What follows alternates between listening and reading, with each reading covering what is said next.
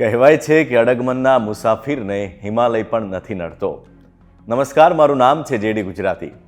પાટણ તાલુકાના હાજીપુર ગામની ખેડૂત પુત્રી નિરમા ઠાકોરે નાની ઉંમરમાં જ દોડ સ્પર્ધામાં અઢળક મેડલ પોતાના નામે કર્યા છે.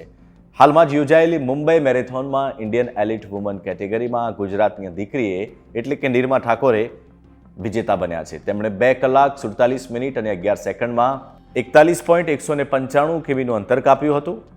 સામાન્ય ખેડૂત પરિવારમાંથી આવતી પુત્રી નિરમાબેને આ સિદ્ધિ માત્ર 27 વર્ષની ઉંમરમાં જ મેળવી છે.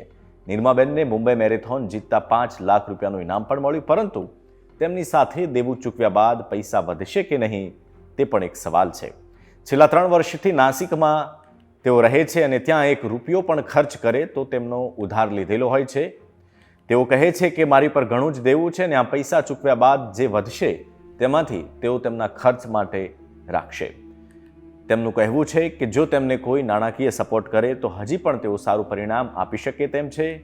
સાથે નિરમાબેને એવું પણ કહ્યું કે તેઓ કોઈ સદ્ધર પરિવારમાંથી નથી. તેમના માતા પિતા સામાન્ય ખેડૂત છે અને તેમની પાસે પૈસા માગવામાં પણ તેમને ખૂબ જ સંકોચ થાય છે.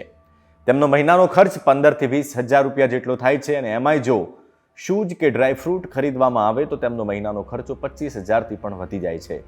આ બધા જ માટે તેઓ ઊંચા વ્યાજ દરે પૈસા લે છે. એક નોટબુકમાં તેમણે તમામ હિસાબ પણ રાખ્યો છે.